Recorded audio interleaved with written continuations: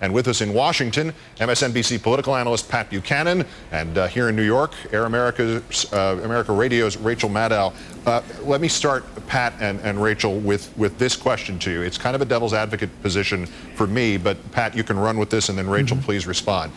We look at the Democratic field after a debate like that and say, okay, John Edwards made a good showing tonight. Whether or not he's ahead is not particularly germane to this one point. He's out there, looks like a good candidate. Obama's out there, looks like a good candidate. Hillary Clinton's out there, looks like a candidate. Many positionings of the Republicans say, all right, you've had three major primaries, Pat, two primaries and a caucus, and three different winners, so it's chaos theory. Why is it that those three Republicans don't carry the same stature, seemingly, at least in that construct, that the three Democrats do? Well, the three Democrats out there in Iowa, they got together about 2.5 times the number of votes the Republicans got.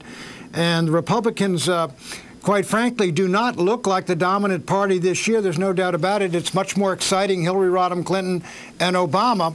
And I would say the Democrats are favored, Keith, no question about it.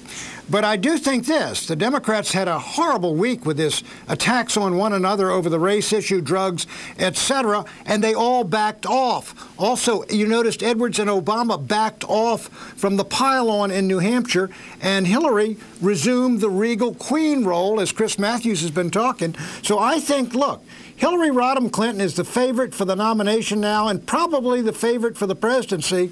But I do think the Republicans have, at least in Romney, who can be a national candidate, a potential to win this election. You know, it's funny, a lot of Democrats, at least anecdotally and in the blog world and in talk radio, were really rooting for Romney to win in Michigan because they wanted him to stay in the race. I think there's a sense, particularly among activist-oriented Democrats, that Romney would be a real easy mark, that he doesn't have much of a chance of getting to the general, and if he did, he'd be easy to pick off. And so Democrats were hoping for Romney to stay in the race because he's got so much money, and as long as he's in the race, you can be assured that there'll be a lot of negative ads out there. When you add up all the Republican candidates right now for president, they combined have something like $8 million less cash on hand than just Hillary Clinton has. The Republicans can't raise any money. They can't get anybody to turn out for their elections. There's so much more excitement on the Democratic side right now. It does look very lopsided heading into the general.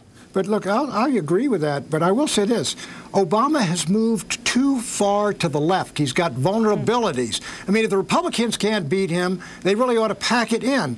Hillary Rodham Clinton, we all know her problems, and she is yesterday. Now, let's take Romney and even Huckabee. At least they are fresh, they are new, they are different. Once you get into a campaign, it's going to be, each party's going to walk in with about 42, 43% of the vote. And the battle is going to be for the rest of that. Now, I agree the Democrats are favored, but if the Republicans can't beat Hillary Rodham Clinton, then frankly they deserve to lose. Bush will be gone, frankly. After August, he's gone. I think you're misreading how Obama comes across. I think the reason that Obama is surprising people is because whatever his list of policies are that he supports, he comes across as a really moderate guy. And even when we got into some of the nitty-gritty domestic policy stuff today, he doesn't come across to people as a lefty. He's going to appeal to independents in the same way that John McCain does. I don't think Obama's vulnerable from his left flank. But look, he doesn't come across as a lefty, Rachel, because he's not a lefty. He's not a lefty to you, Rachel. Let me try to get between the two of you, which is rather easy, actually, politically. Rachel, I think you're dead right about how the people on the Democratic side are probably most worried about McCain as an adversary because he does have that appeal in the suburbs and among moderate, well, pro-choice people, even though he's pro-life. He seems to have that sort of Maverick's edge. I do not know how Romney, however, is able to win in the South, Pat. I mean, he can win in Romney country, if you will, of Michigan. But how does he go down south as an LDS guy, as a man with really no evangelical connection? How does he go into the Bible Belt where the Republican Party seems to be based now? Okay, here's how it goes, Chris. Look. Romney has won. He gets a bye in South Carolina. He's going to win Nevada, and you're going to hear Nevada described. Who's giving him the bye? You gave it to him? Well, you gave it to him? Who gave it to him? Look, just the way that Huckabee got a bye. Where do we get these buys? Where's this NCAA thing going on out here where you get buys? This is analysis. Let me tell you what's going to happen. Fred Thompson. Analysis? You're giving him a bye because you know he can't win in Bible country. Look, that's your buy situation. Listen. Chris, you were not right in New Hampshire. Let me talk about South Carolina. All right? Fred Thompson's got to win. Neither were you, buddy. Fred Thompson's got to win in South Carolina or he's gone.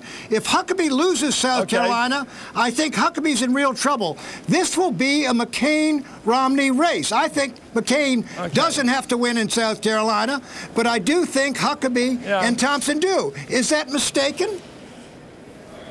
No, I just think it's interesting that the Republican Party apparently believes in rationing now because you're giving each candidate a victory. I think you guys were against rationing. Rachel, this is an interesting approach to marketing. Give each candidate a victory, and at the end of it all, Rudy Giuliani stays in the race because he gets to win maybe Florida, Pat. Maybe he has even Stephen with all four other guys. Rudy's got to win in Florida. We all agree on that. That's why I say Romney doesn't have to win those. He's going to be out there on February 5th regardless. He's already in the finals. Each of these guys, what they could win, they could each be the head of the state Republican Party. Hey, Rachel, before you agree with Pat on something, I never said that Hillary was regal tonight. I said she was commanding. I said she acted in a very strong way as a power player.